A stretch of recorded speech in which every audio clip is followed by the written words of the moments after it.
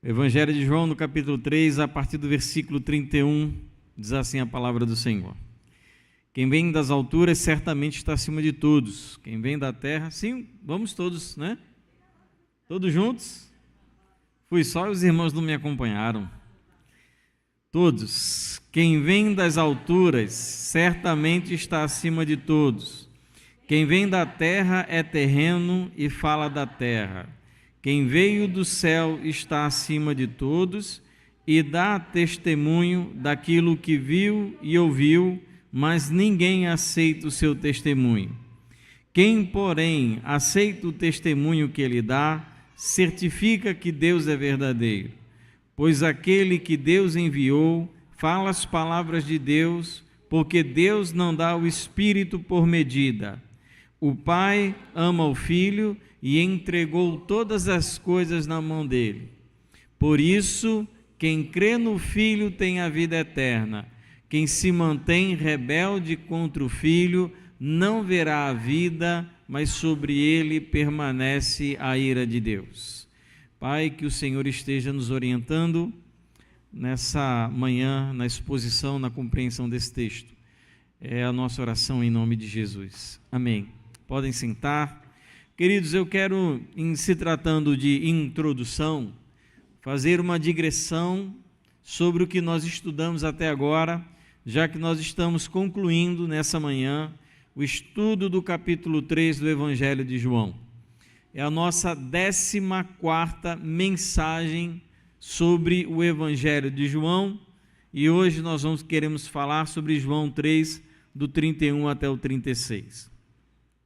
Até agora, o que nós vimos nos capítulos anteriores, o evangelista João ele tem se esforçado e argumentado para defender o propósito do seu evangelho, que segundo o que diz João, capítulo 20, versículo 31, é defender que Jesus é o Cristo, o Filho de Deus, e no nome dele nós temos vida.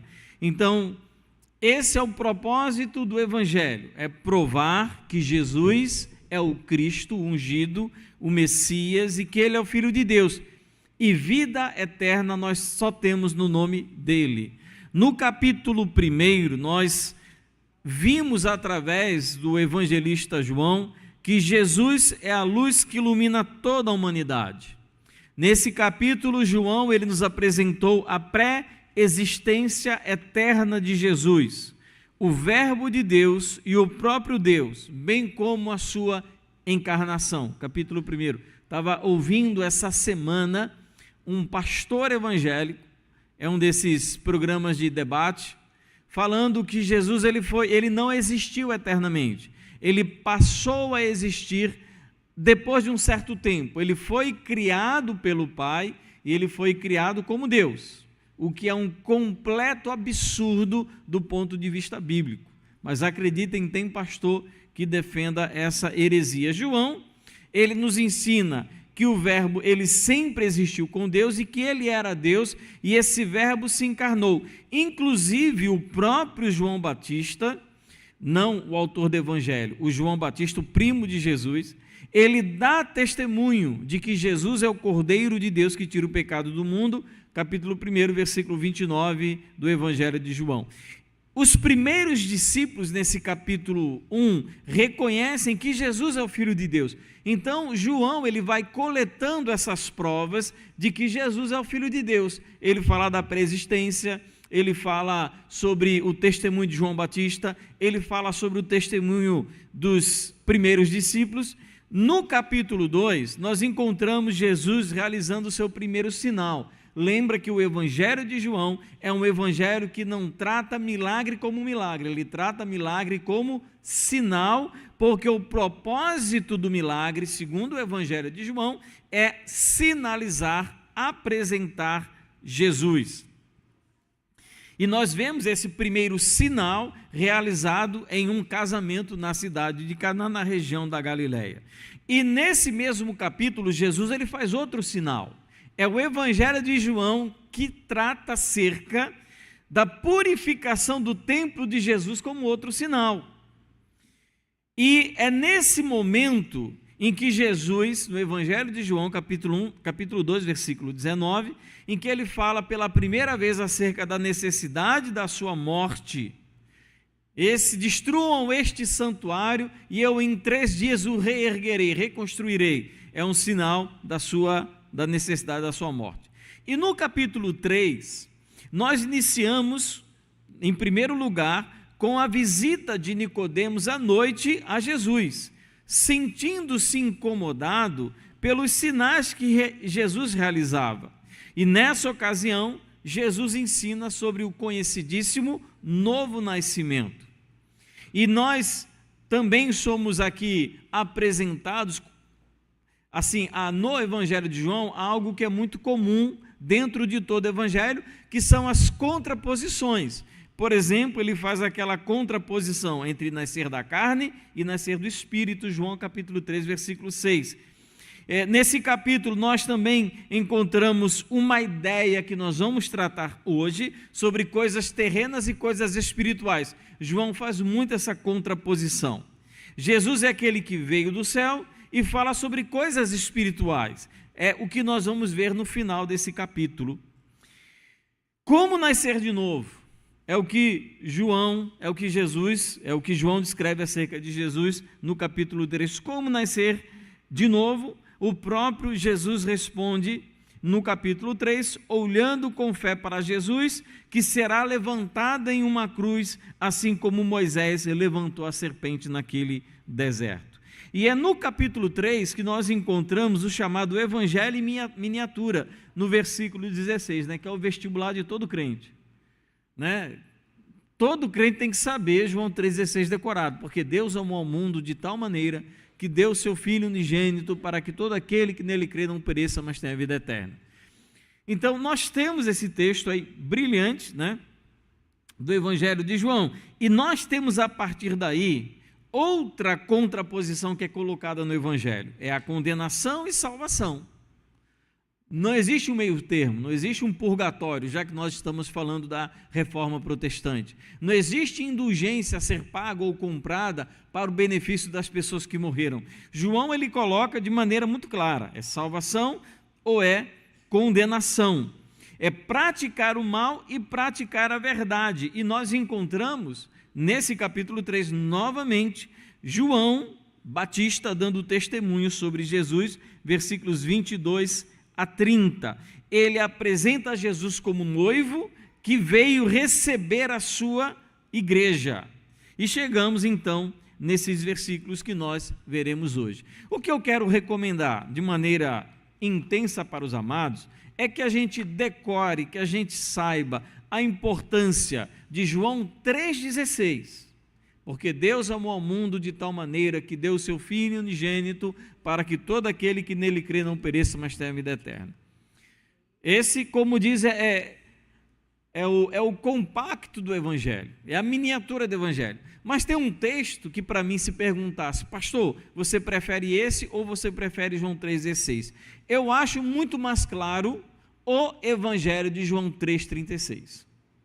Então você usa João 3,16 para testemunhar sobre o Evangelho para alguém, você deve também utilizar João 3,36. É tão importante quanto João 3,16. É um alerta. E eu acho que 9 entre 10 momentos em que eu tenho de pregar em culto fúnebre, 9 desses momentos eu uso João 3,36 para levarem aquelas pessoas a refletirem sobre as suas vidas espirituais. E nós nos deparamos com esse texto muito bom, profundo, exegeticamente complicado da gente entender, que é o texto de João, capítulo 3, a partir do versículo 31. Versículos 31 até o 36, João ele vai fazer 3 contraposições, e é essa maneira que eu vou dividir o nosso estudo. Primeira contraposição, nós encontramos versículos 31 a 32, é quem veio do céu e quem veio da terra. Para início, nós precisamos lembrar algo que é fato em todo o Evangelho de João e que aparece novamente aqui. Nós não sabemos, por exemplo, se João 3,16 foram palavras de Jesus ou se foram palavras de João. Eu, particularmente, acredito que João 3,16 foram palavras de João Evangelista.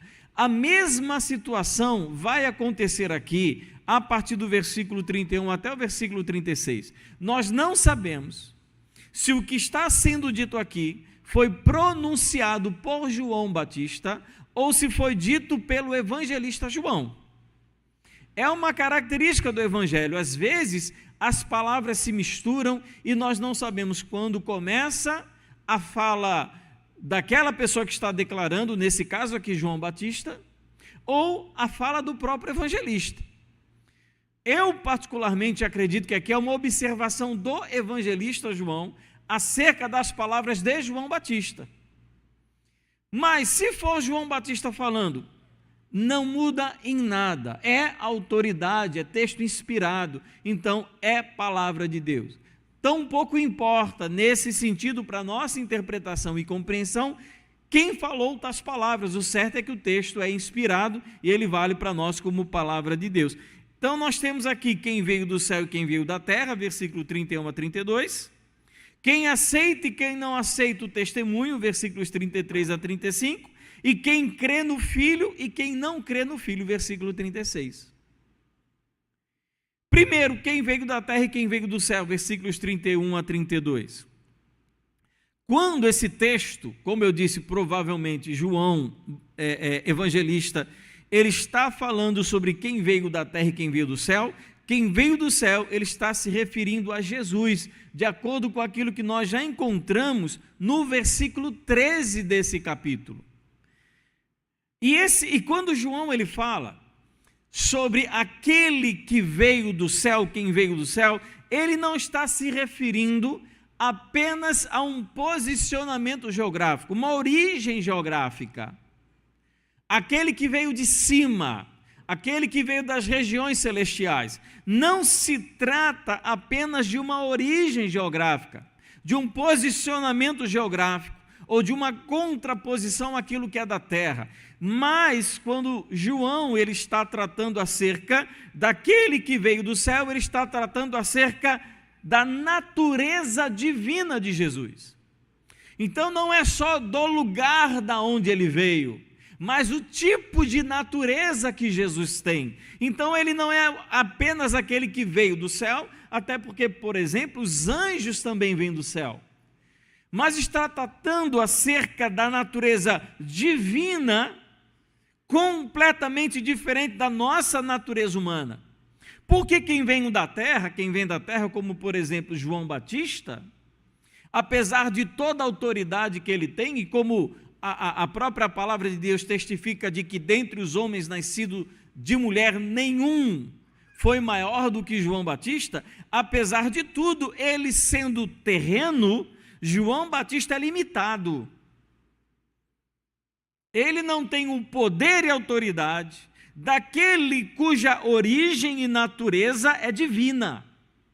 Jesus, pelo contrário, ele veio de cima, ele veio das regiões celestiais, ele veio do céu, e por isso ele não tem absolutamente nenhuma limitação, que é diferente de qualquer pessoa nascida aqui nessa terra. O texto diz que ele está acima de todos,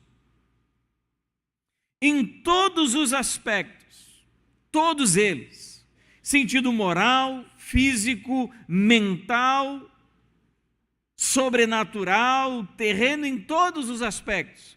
Quem vem do céu está acima de todos. Esse que veio do céu, Jesus, ele está acima de todas aquelas pessoas cuja a origem e natureza é terrena. Mas ele é grande, é ilimitado, porque não apenas ele tem a sua origem divina, mas porque ele dá testemunho daquilo que ele viu e daquilo que ele ouviu. Ele fala das coisas que ele experimentou, que ele testemunhou, quando ele estava desfrutando eternamente da presença do Pai. Então ele não está falando de algo que falaram para ele, ele está testemunhando daquilo que ele viu na eternidade. E ainda assim, o que o texto fala? Ninguém acredita no seu testemunho. Versículo 32, ele dá testemunho, mas ninguém aceita esse testemunho.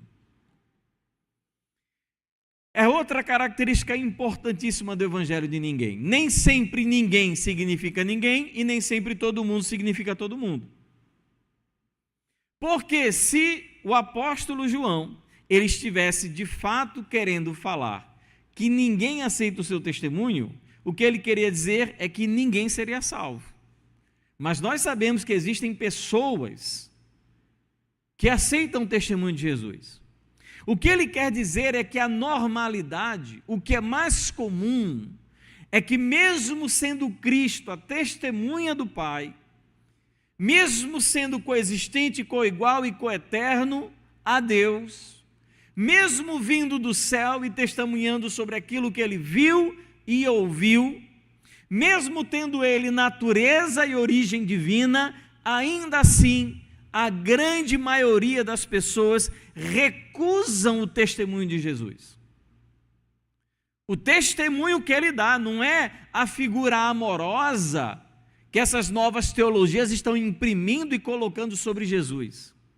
Não é esse tipo de evangelho moderninho, pós-moderno, né, que você usa toda uma roupagem para tornar esse evangelho mais palatável e aceitável por essa sociedade que não quer ser incomodada pelos seus pecados. Esse Jesus todo mundo recebe. Esse Jesus de banho de loja, de tatuagem, de trancinha na barba e daqueles cabelos, né, pintados, esse Jesus boa pinta, todo mundo aceita, todo mundo deseja, o mundo abraça, o mundo quer. Agora, o evangelho, Jesus segundo o evangelho, as pessoas recusam. Por isso que quando a gente evangeliza só diz João 3,16, a gente não fala João 3,36. Não é? Porque a gente quer apresentar um Jesus, gente boa demais, bonzão, amigão.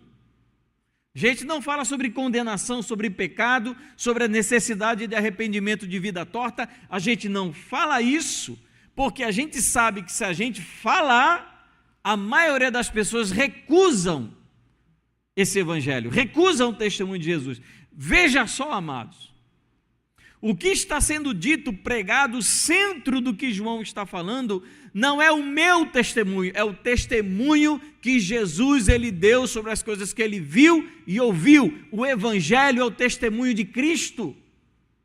Então, quando eu estou falando que Jesus ele fala sobre condenação eterna, sobre inferno, sobre perdição, sobre castigo, sobre disciplina, sobre morte espiritual, eu não estou falando sobre o meu testemunho, eu estou falando sobre o que Jesus ele viu ao lado de Deus.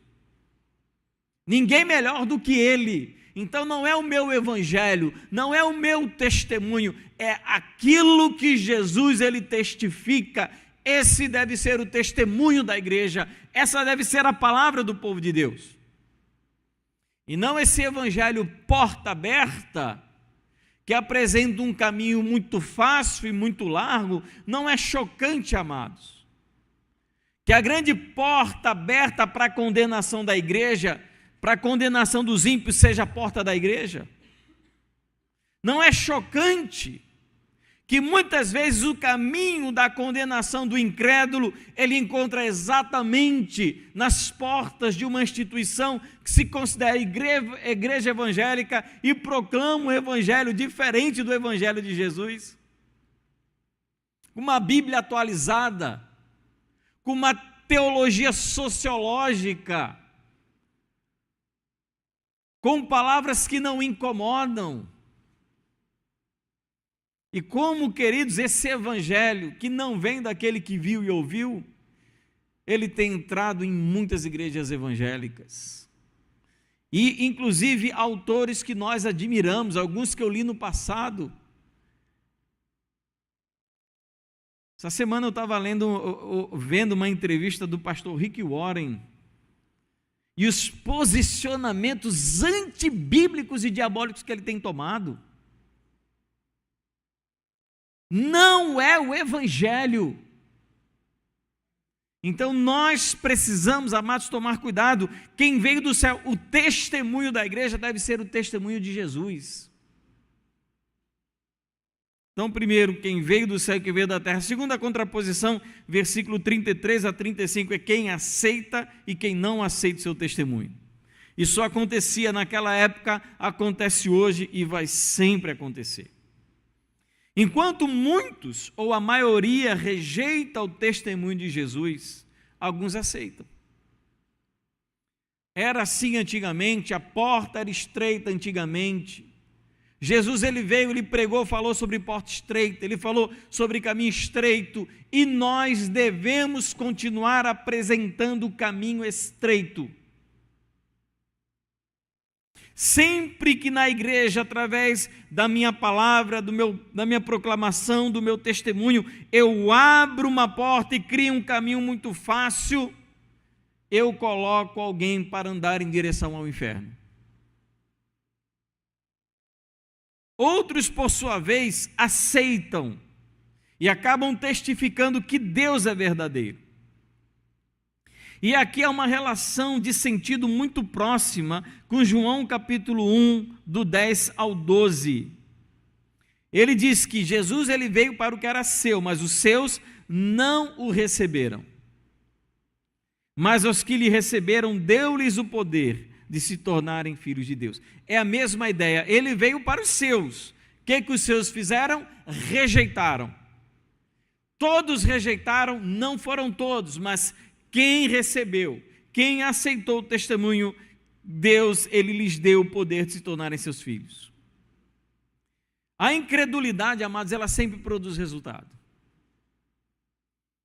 E esse texto está dizendo isso. Mas a fé também produz resultado. Quem testemunha, quem aceita o testemunho de Jesus, testifica de que Deus é verdadeiro, porque Jesus, ele fala as palavras de Deus. Não são as suas palavras. E esses versículos de 36 a 35, apresentam a relação do Pai e do Filho de 4 maneiras. Primeiro, falando do seu envio, diz que Jesus, ele foi enviado pelo Pai. Ele veio aqui cumprir o propósito, o desígnio, o plano do Pai. Então ele foi enviado. Segundo, diz que por esse envio, Jesus recebeu do Pai o Espírito. O texto em português diz sem medida, né? Como diz aqui, é porque a minha versão que eu estou usando é diferente. Diz assim, não dá o Espírito por medida. O que isso significa é que Jesus, ele recebeu o Espírito sem limite nenhum, sem limitações. João Batista, ele tinha um Espírito? Tinha, mas ele era um homem limitado? Era limitado. Os profetas do Antigo Testamento receberam o Espírito? Receberam, mas eles eram limitados. Jesus, ele não tinha absolutamente nenhuma limitação. Terceiro, ele apresenta a relação entre filho e o pai como uma relação de amor. Também é dito isso. E por fim, diz que o pai concedeu ao filho todo o poder. Esse é o nosso Jesus, que veio para testemunhar sobre as coisas que ele viu e sobre aquilo que ele ouviu. E o versículo 36 nos apresenta aquela que eu acho ser a mais desconcertante contraposição do Evangelho de João. Versículo 36 diz assim: por isso, quem crê no Filho tem a vida eterna, e quem se mantém rebelde contra o Filho não verá a vida, mas sobre ele permanece a ira de Deus. Que tal você incluir o versículo 36 do capítulo 3 no seu evangelismo? Quem crê no Filho e quem crê no Filho. Esse é o apogeu e o encerramento de todo esse capítulo 3 do Evangelho de João. É um texto tão profundo e sério que nos convida a tomar uma decisão. E nós temos apenas 2 decisões aqui, 2 posicionamentos. Não existe um terceiro, não existe um quarto, não tem um meio termo. E tudo isso se centraliza na figura de Jesus.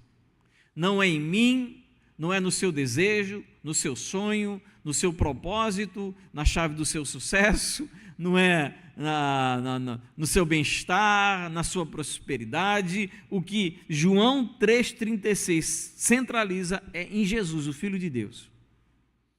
Ele é a pessoa mais importante, tudo se trata dele, e a posição que tomamos em relação a Jesus é que vai definir a nossa vida presente, a nossa vida futura. Primeiro ele diz, quem crê no Filho, é uma opção positiva e é colocada em primeiro para estimular, antes de tudo, a nossa posição favorável à recepção do Evangelho. Quem crê tem a vida eterna. É tão interessante como João constrói essa frase, quem crê tem, não é? Quem crê poderia ter, quem crê talvez tenha, quem crê pode ser que venha a ter. Ele diz, quem crer tem. Isso é um verbo no tempo presente, indica uma realidade presente. Quem crê no Filho tem a vida eterna, não é que ele vai ter no purgatório, é que ele tem, ele já desfruta da vida eterna que Deus prometeu a todos aqueles que manifestam fé genuína em Jesus. Quem crê em Cristo tem a vida eterna.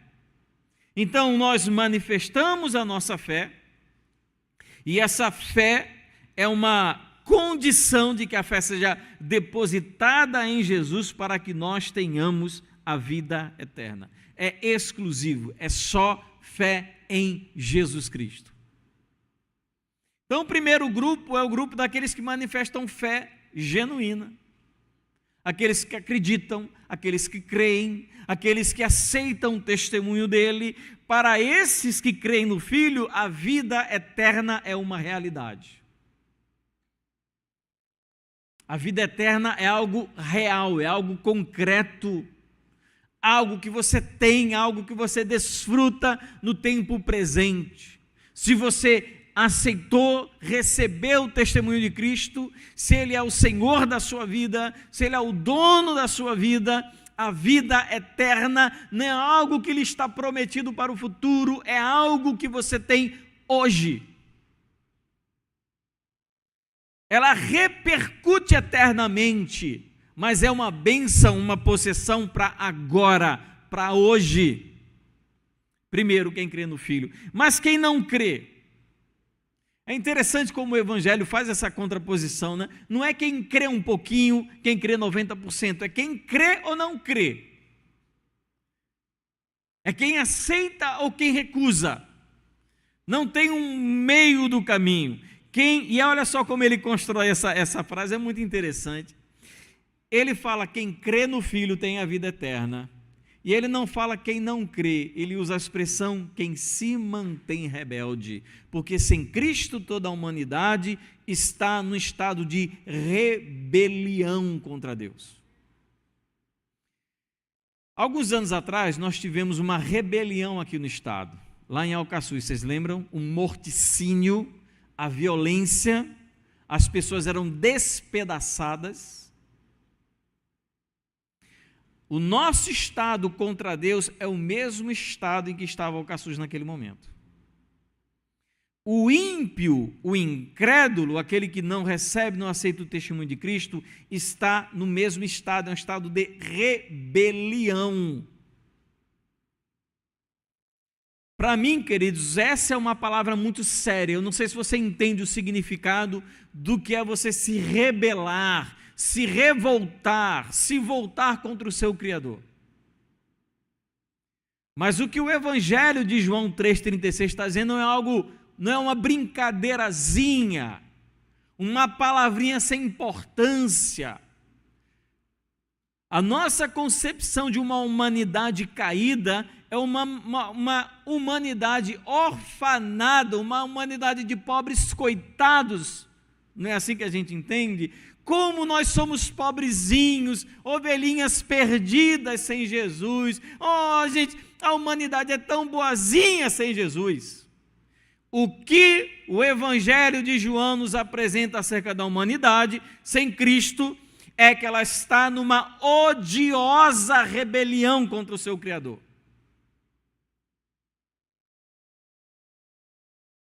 Odeiam o Criador. Até os nossos maiores atos de bondade sem Cristo são manifestações de uma atitude interior de rebeldia e revolta. Então nós, sem Cristo, aqueles que se mantêm rebelde, e é interessante o alvo da rebeldia, quem se mantém rebelde contra o Filho. Porque é o Filho que está manifestando a vontade do seu Criador, a vontade do nosso Criador. É o Filho que proclama o Evangelho, e a partir do momento em que ele proclama o Evangelho, as pessoas se manifestam contrárias a ele. O que é isso? É manter o estado de rebelião, de revolta. Não receber a Jesus, não crer no seu testemunho, é manter-se em rebelião contra Deus. E duas coisas acontecem de maneira concomitante para aqueles que continuam em rebeldia. Diz assim, que eles não verão a vida. Na Bíblia tem tantas promessas, e a gente sempre, claro, procura as promessas mais doces e mais belas, né?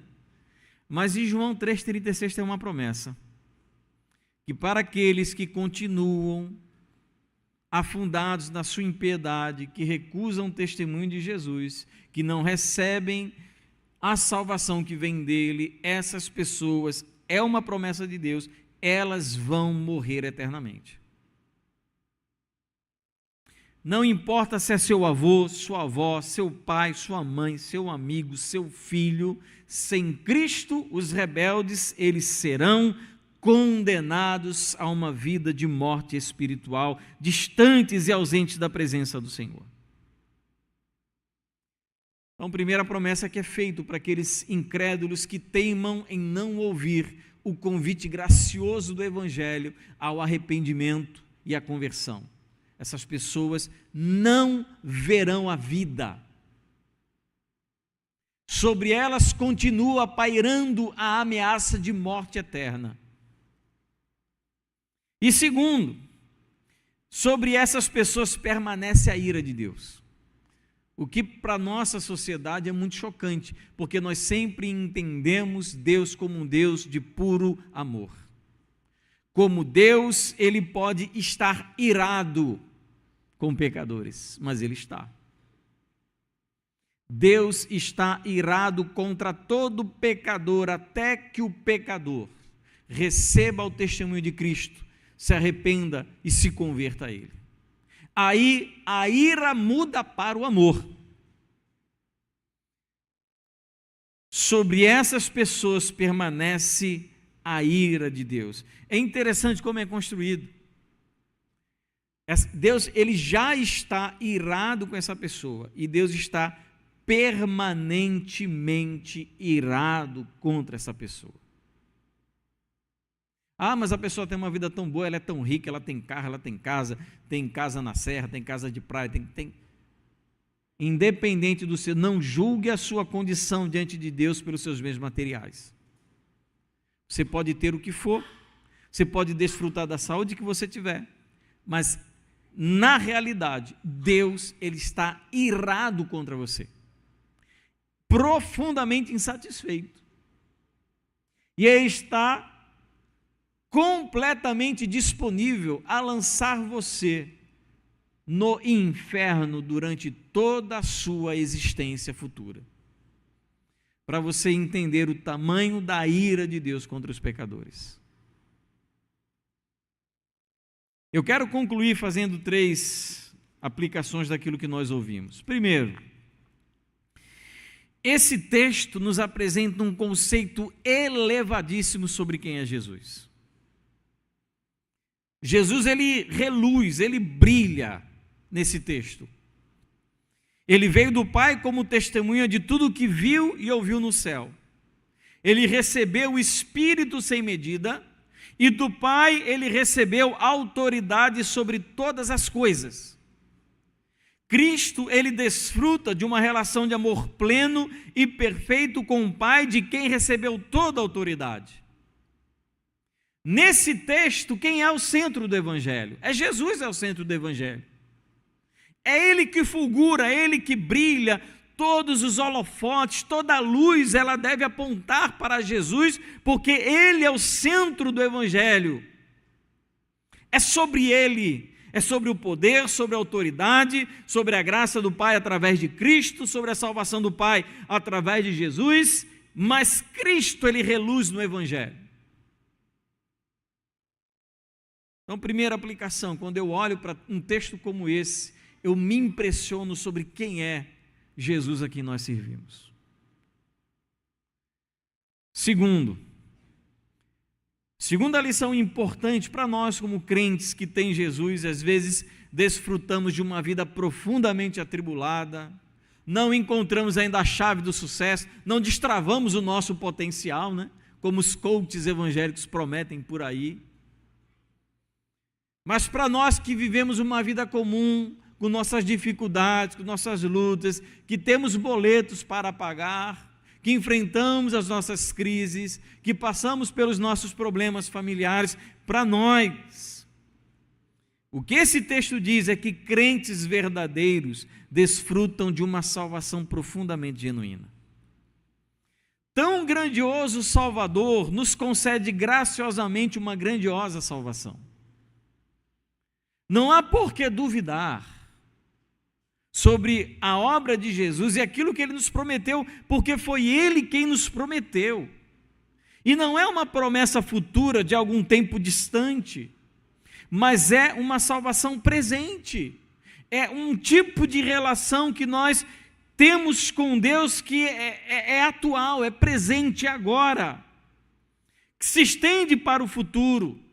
E não é uma salvação social, uma salvação econômica, uma salvação terrena. É uma salvação daquilo que Deus ele promete para os ímpios, uma salvação da ira de Deus. Então nós desfrutamos disso. Terceiro, o sério alerta para aqueles que recusam o testemunho de Jesus. Um sério alerta para aqueles que se mantêm rebeldes contra Deus. Aqueles que não aceitam a Cristo, que não recebem o testemunho dele. A Bíblia diz que Deus continua irado contra essas pessoas. Deus ele continua profundamente insatisfeito. Deus ele graciosamente provê tudo o que as pessoas precisam para viver nesse mundo. Ele tem um compromisso com esse mundo de suportar, de graciosamente distribuir as coisas que as pessoas precisam, mas isso não garante que Deus não esteja insatisfeito com os pecadores. Deus ele continua irado contra todo aquele que se mantém rebelde.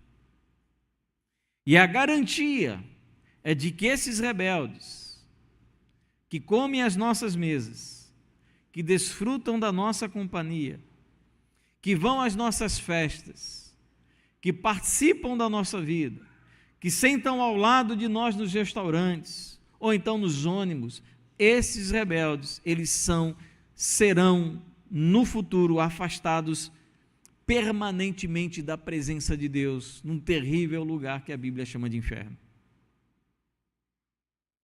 Então, eu não sei se é esse o seu caso, de que você se mantém numa rebeldia, talvez acreditando que você consiga construir uma relação de amizade com Jesus sem necessidade de entrega completa da sua vida. Isso não adianta, isso não é suficiente. Você precisa transformar a sua atitude de rebeldia em conversão. Senão, a palavra nos garante que sobre você pesará e permanecerá a ira de Deus. E eu não queria estar no seu lugar. Graças ao Senhor que eu não estou na sua posição. Eu já estive. Eu não era nenhum bandido, nenhum criminoso, não vivia me prostituindo, mas eu era um homem sem Cristo, independente daquilo que eu fazia, eu estava rebelde contra o Pai. E só em Cristo essa rebeldia, ela é encerrada e eu posso passar a ter paz com Deus por intermédio de Jesus. Eu quero que você feche seus olhos, que você curve a sua cabeça e nós vamos orar ao Senhor.